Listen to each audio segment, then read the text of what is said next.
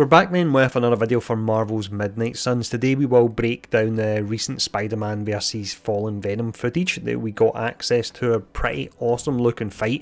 It allowed us to see a lot of mechanics that are available in the game. I'm pretty sure within it there is a Moon Knight tease, and it just allowed us to see a lot more about the game so we can get a better understanding of it before it comes out in October the 7th. I believe that is the leaked release date for it. Now, before we do jump in and we start breaking all this down, if you enjoyed this video, it is a new game we're covering, so if you're able to leave a comment, hit like, etc.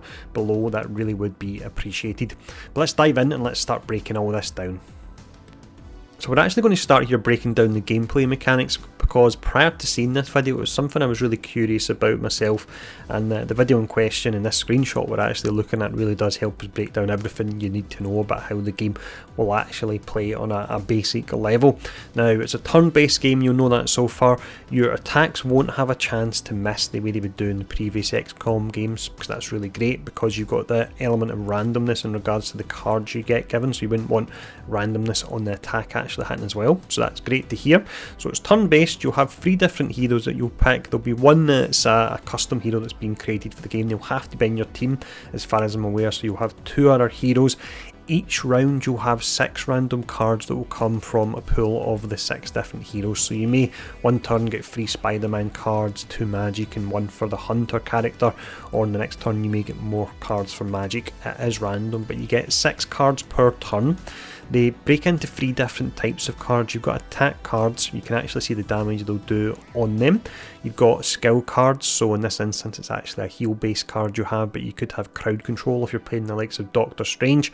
And then you've got heroic cards. Now, they are more powerful, but they require energy to use. You can see the energy usage requirement at the top left of the card. Now, when you play a regular card, you will build up energy for that. You can see the meter of it down the right hand side at the moment, and we've got 4 energy, so you could play some of the cards that are available because they're only requiring 2 energy. Another thing to mention is during each turn you have free card plays, so you can play 3 cards out of the 6. You can do 2 redraws.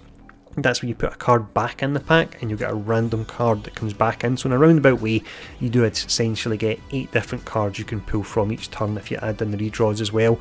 You can only do 1 movement between the 3 characters each turn, which doesn't seem to be a lot, but many of the cards you have, if you get a melee based card for example, you don't need to be right next to the enemy to use it. You actually activate it on the enemy and you'll move to them to actually use it. So the movement will be more tactical, and 1 is probably a good number for it to be set at. So that is the actual mechanics of how it plays. Let's go in and talk about some of the teasers that are available in this. When it comes to teasers within the trailer, then there was a couple of blink and you miss it cameos by characters and hints towards other characters. The first one we have is that you're fighting outside the museum, and the museum actually mentions Khonshu, so I'm pretty certain that he's not been announced yet, but I'm fairly certain this is hinting towards the fact that we will get Moon Knight in the game. He might be an NPC, but I'm pretty sure as well with the current popularity of him that he will actually be a playable character, which will be absolutely great. So this teaser here for a Marvel villain is definitely the one that falls into the blink and you'll miss it category. Initially you might think the subtitle at the bottom is for the character that's talking, but instead it's for a character that's issuing them with an order, and you can see in this instance it will be Crossbones, so it's great to see another Marvel name coming in there. The more Marvel names we can get in a Marvel game, the better in my opinion. The final little teaser we had in this particular trailer is in regards to a little known Marvel character. He's known as Hydra Bob. You need to be a bit of a Marvel geek if you know him, I imagine, but when you hear Hydra Bob you normally associate that with Deadpool.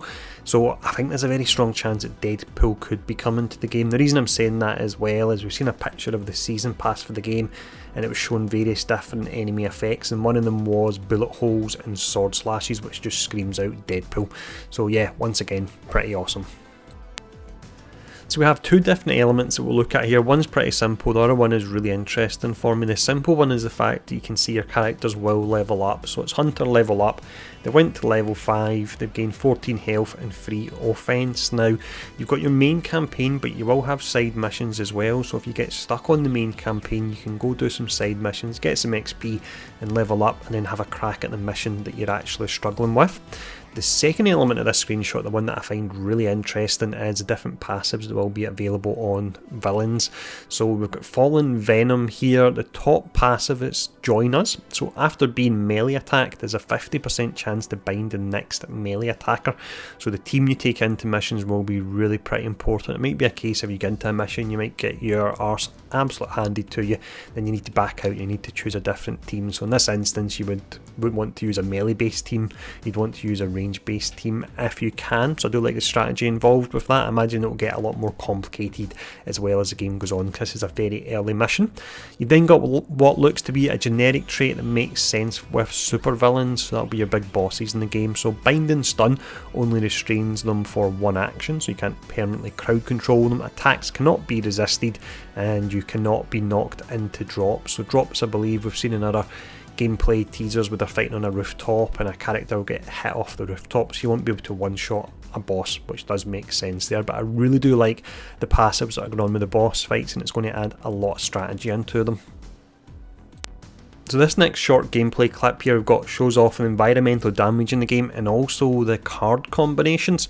So in this instance we'll see that Magic actually sets up a limbo portal. She sets up near an environmental object and then she uses a card that knocks back the character, and what actually happens is the character goes through a portal and then they come out the portal behind them and they smash in to the environment behind them. They're taking additional damage. So the fact you can do fun and interesting combinations with the cards is really going to add to the combat. But let's watch it one more time here, because bugs aside, when there's a little hitch in it, it's really pretty awesome, and I did love when I seen this for the first time.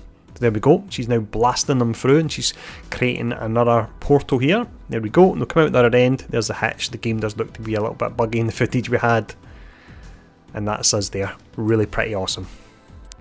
So that's just some of the interesting elements we got in the most recent trailer for the game. I'm really liking this the more I see of it, and I think they were really smart to show off the gameplay trailer they done with Spider-Man vs Venom, because when the game first came out a lot of people were quite underwhelmed with the fact that it was going to be a card based game. But how do you generate excitement around your game? You bring in Spider-Man, you bring in the likes of Scarlet Witch. It seems a really smart move to do that. Now I will actually just mention as well before we finish it up here, in the video that I broke down there was some commentary that gave us some new information as well. So in regards to the player hub, which is the Abbey, you can talk to your heroes within that, you can make light and dark choices via your conversations. I believe it will affect potentially passives to your characters. If you keep them down the dark route, you'll get more powerful dark magic. What you get for the light route, I'm not quite sure. It might be like crowd control or support potentially you will get, and you can max the relationships for your characters as well. What you get on the back of maxing those relationships, I'm not quite sure.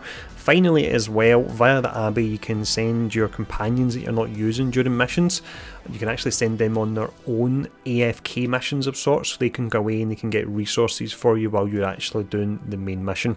But yeah, everything I've seen, I'm really getting more excited about this game. Let me know in the comments below what you think about what we've broken down today, and let me know if you were someone that was potentially a bit underwhelmed with the first trailer. Are you starting to get a bit more excited? And thanks for tuning in, stay safe, and I'll see you all again soon.